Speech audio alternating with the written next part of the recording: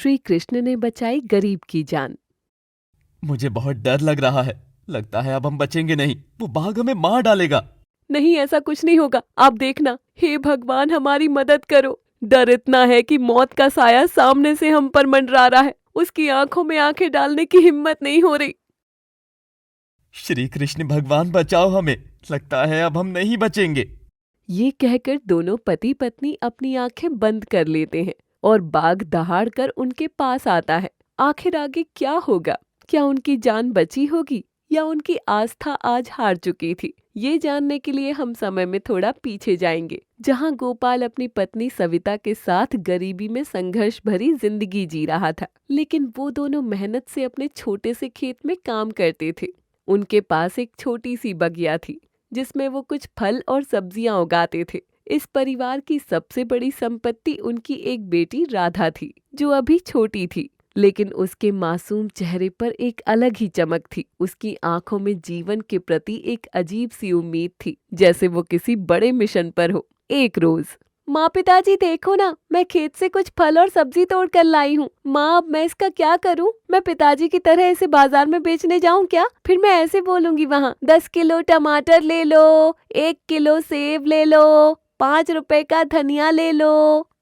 राधा मेरी बच्ची, आज ऐसा कह दिया है, फिर दोबारा कभी मत कहना। मैं नहीं चाहता मेरे जैसे गरीब का तुम्हारे भविष्य पर साया भी पड़े। मैं चाहता हूँ कि तुम बहुत पढ़ लिख कर कोई काबिल इंसान बनो, जैसे कि डॉक्टर, वकील, पुलिस। पर मेरी तरह किसान मत बनना।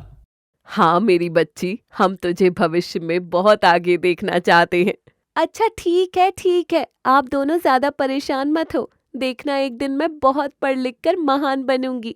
हाँ मेरी बच्ची, हम भी यही चाहते हैं। देखना, भगवान श्री कृष्णा तुम्हें बहुत अच्छी राह पर ले जाएंगे। हाँ पिताजी।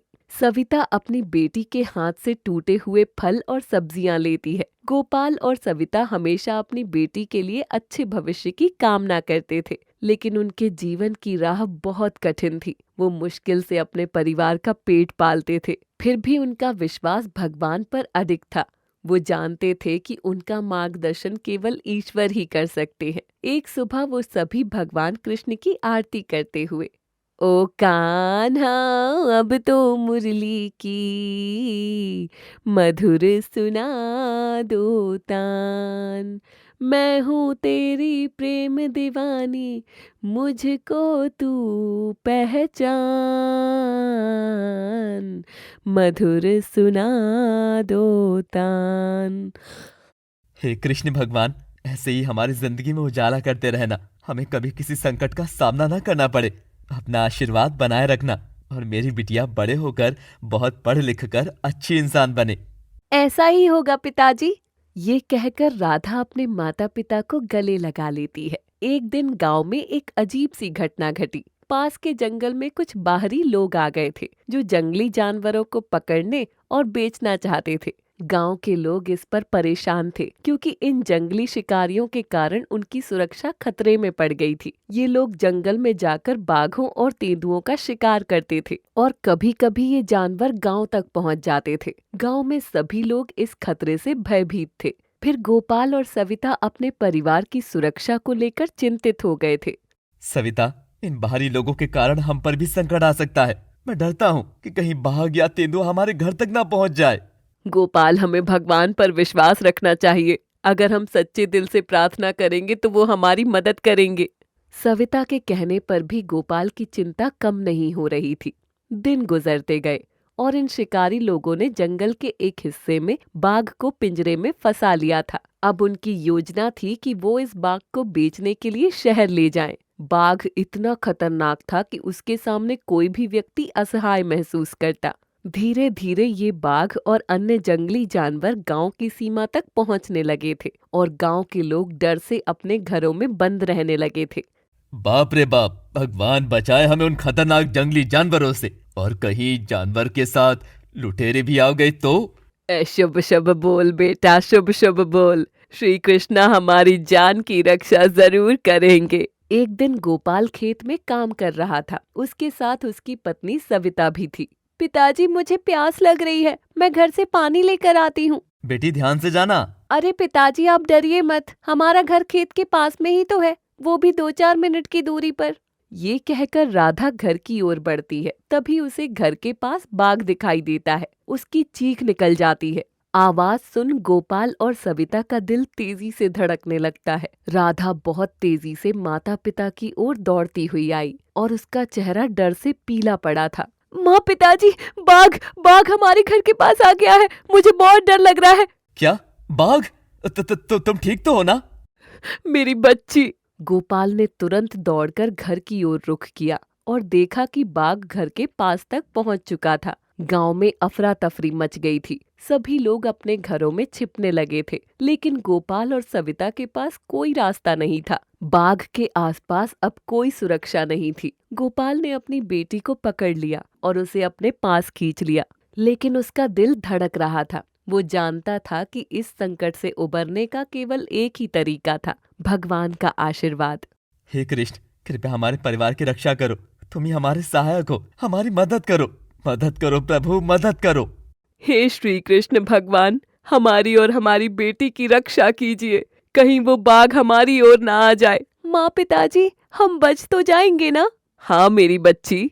तभी बाघ उनकी तरफ आता है कि अचानक गोपाल को महसूस हुआ कि उसके मन में एक अद्भुत शांति आ गई थी। ये शांति और आस्था उसे एक शक्ति दे रही थी जो उसे अंदर से मजबूत बना रही थी। जैसे ही उसने भगवान श्री कृष्ण का नाम लिया, बाघ एक पल के लिए रुक गया। ये स्थिति अत्यंत अद्भुत थी। बाघ ने बिखरे हुए पत्तों की तरफ देखा और एक डरावनी दहाड़ मारी, जैसे वो कुछ सोच रहा हो। फिर अचानक वो बाघ उस इलाके से पीछे हट गया और जंगल की ओर दौड़ पड़ा। गोपाल, ये क्या हुआ? बाघ कहाँ चला गया? ये कृष्ण का चमत्कार है। उन्होंने हमारी प्रार्थना सुन ली। गोपाल और सविता दोनों श्रद्धा से भगवान श्री कृष्ण का धन्यवाद करने लगे। राधा भी भगवान के प्रति आभार व्यक्त करने लगी। वो सब खुशी के साथ एक दूसरे को गले लगाते हुए अपने घर लौटे। गोपाल की आंखों में आंसू थे, लेकिन ये आंसू आभार और खुशी के थे। भगवान ने हमारी जान बचाई है। ये उनका दिव्य आशीर्वाद था। हम उनकी कृपा से ही बच पाए हैं। हाँ जी, आपने बिल्कुल ठीक कहा। इसके बाद गोपाल ने गांव के लोगों को ये कहानी सुनाई और सबको ये संदेश दिया कि अगर आप भगवान पर विश्वास रखते हैं तो कोई भी संकट आपके सामने टिक नहीं सकता। भगवान की कृपा से सब कुछ संभव है। गांव के लोग भी अब इस घटना से आश्चर्यचकित थे और उनके मन में भगवान श्री कृष्ण के प्रति श्रद्धा और विश्वास गहरा हो गया था। अब हमें सच्चे दिल से भगवान श्री कृष्ण का नाम लेना चाहिए। जब वो हमारे साथ है तो हमें किसी भी परेशानी का सामना नहीं करना पड़ेगा। कुछ दिनों बाद जंगल के शिकारी लोगों को बाघ को छोड़ने के लिए मजबूर किया गया और उन्होंने वहां से हटने का निर्णय लिया। बाघ और अन्य जंगली जानवर अब गांव में वापस नहीं आए। गांव की स्थिति अब शांत हो गई थी और लोग अब अपनी रोजमर्रा की जिंदगी में फिर से लौटने लगे। गोपाल और सविता का विश्वास भगवान पर और भी गहरा हो गया। उन्होंने न केवल अपने परिवार को संकट से उबारा, बल्कि पूरे गांव को भी ये सिखाया कि अगर आप भगवान पर विश्वास रखते हैं और सच्चे दिल से प्रार्थना करते हैं तो वो आपको हर मुश्किल से उबारेंगे। हमेशा विश्वास रखो। भगवान की शक्ति अपरंपार है। उनका साथ कभी हमें छोड़ता नहीं है।